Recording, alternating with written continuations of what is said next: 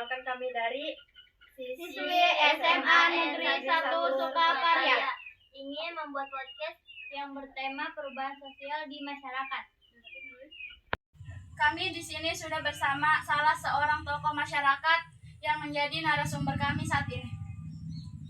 Selamat sore Bapak, sebelumnya maaf dengan Bapak siapa? Kami izin bertanya tentang perubahan sosial yang ada di masyarakat. Sosial yang ada di masyarakat saat ini memang terlihat jauh ya dengan zaman dulu yang saat ini sudah jauh berbeda karena banyaknya warga-warga luar daerah bawa adatnya sendiri kayak gitu. Jadi mungkin dari pribumi sendiri sudah banyak yang ngikutin adat-adat luar. Apa saja bentuk perubahan sosial yang paling sering terjadi di masyarakat saat ini? Ya, dari segi gotong royong, terutama dari generasi mudanya sudah tidak sudah tidak memahami adat istiadat leluhur, udah agak jauh gitu. Makanya kita selaku beberapa tokoh gitu udah ada ide untuk menggalakkan lagi bagaimana caranya membangkitkan lagi budaya leluhur. Itu Jam. Kalau kayak masa Gen Z itu contohnya kayak gimana Pak? Ya kayak masa Genji mah yang udah hidupnya udah setiap hari bangun tidur HP yang dicarinya, udah bukannya saudaranya kemana, emaknya kemana, bapaknya kemana, udah nggak mikirin, udah mikirin ada HP. Kalau adiknya aja main, adiknya ketinggalan udah nggak dipikirin, kalau HP ketinggalan balik lagi pasti. Nah kayak itu udah hubungan sosial udah berkurang, jadi lebih ke mementingkan yang saat ini. Ya itu mungkin hanya siklus ya, emang siklus emang kita begitu, emang ya harus kayak gitu, emang udah siklus ya. Mungkin ya masyarakat juga ya harus benar-benar memahami, yang harus tegas lah ya, untuk menyikapinya kayak gitu. Siapa saja kelompok masyarakat yang merasakan dampak dari perubahan sosial tersebut?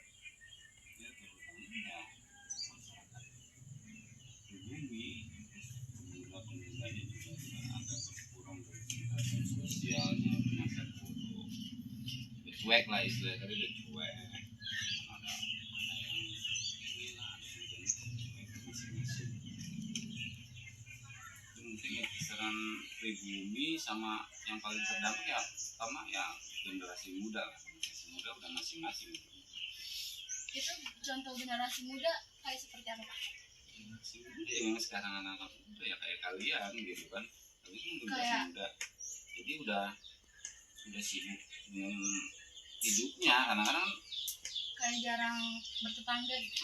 Karena kan habis waktu dengan apalagi dengan gadget, sudah makan gadget udah lupa, udah sore, nggak tahu di luar tuh ada apa, ada kejadian apa. Hubungan sosial itu lebih ke diri sendiri dan orang yang jauh gitu kan, karena kan lebih ke gadget kan, lebih akrab dengan orang luar, orang yang jauh ketimbang sama tetangga. Sejak kapan perubahan ini mulai terlihat secara jelas? Sejak adanya teknologi lah, sejak emang pemerintah menggalakkan teknologi digital gitu kan, karena memang udah siklus, emang harus berubah mengimbangi negara luar untuk masuk ke zona modernisasi supaya enggak kan. Cuma yang kita sayangkan tidak harus meninggalkan adat leluhur kayak gitu kan, maksudnya sosial ke masyarakat, gotong royong itu harus tetap terjadi tanpa terbawa tergerus oleh masa.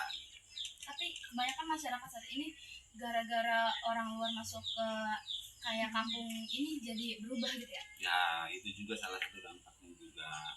Jadi kan setiap orang luar ada orang bawa kawin sama orang mana gitu kan, orang luar, jadi kan adatnya berbeda, akhirnya kan ada juga yang ikut, dia lebih bagus adat istiadatnya kayak gitu. Tapi sebisa mungkin kita tuh pribumi di sini, orang luar tuh harus memahami di sini juga ada adat. Nah itu juga kan salah satu bentuk perubahan sosial yang paling menonjol juga dari situ bawaannya gitu.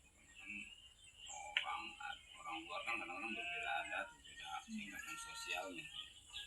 Terus bagaimana cara masyarakat kampung tuh biar nggak terbawa arus dengan orang luar gitu? Kita harus mempertahankan bagaimana Mempertahankan caranya adat supaya istiadat. orang luar tuh ngikutin di sini gitu, ngikutin adat di sini, jangan kita ngikutin dia gitu. Di mana saja wilayah atau lingkungan masyarakat yang paling menonjol perubahan sosial di masyarakat? Ya kalau di sini mungkin masih agak berkurang ya, nggak terlalu menonjol ya, terutama di wilayah-wilayah sebelah selatan ya, itu kan udah banyak perumahan dibangun, jadi ya udah itu mah pribuminya udah mungkin kisaran paling Orang kampung. 30% lah, jadi itu udah jelas lah perubahan sosial udah sangat jauh.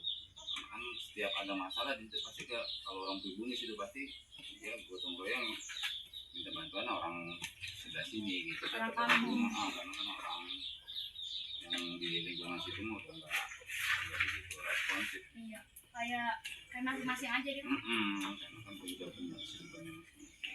Karena di orang kota. Mengapa perubahan sosial ini penting untuk didiskusikan dan dipahami secara mendalam? Penting lah, karena kan kita ini sebagai manusia itu ya makhluk sosial kan. Iya. Karena kita kan makhluk sosial, jadi Yang nggak perlu lah bisa kalau tanpa orang udah manusia. berkurang jiwa sosialnya itu bahaya. Karena apa?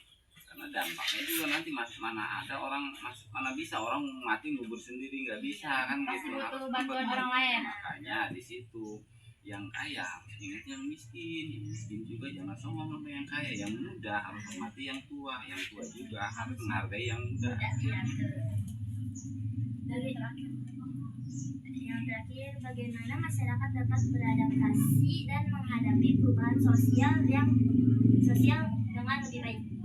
Ya kita harus cerdas ya, masyarakat sekarang tuh harus benar-benar cerdas memilih ya, mana yang harus ditakar, mana yang harus ditutur bahasanya gitu ya, mana yang harus dipelajari, mana yang harus diikuti, jangan sembarangan, karena banyak juga yang jadi penjerumus kan, jadi ini makanya tadi kan saya bilang yang dari pertama boleh kita ikuti adat istiadat orang lain dari pergaulan dari orang, tapi jangan meninggalkan adat leluhur, karena kan apa di situ nanti ada kesinambungan, ada hubungan sosial yang rusak di situ ya.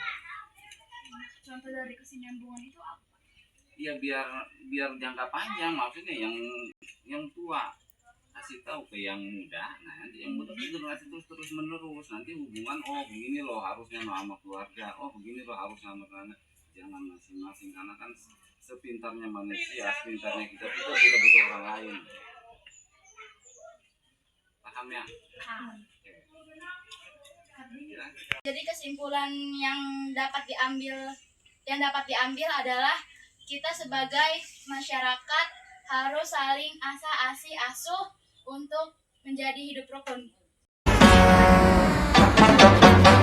Kill the body, samurai mind.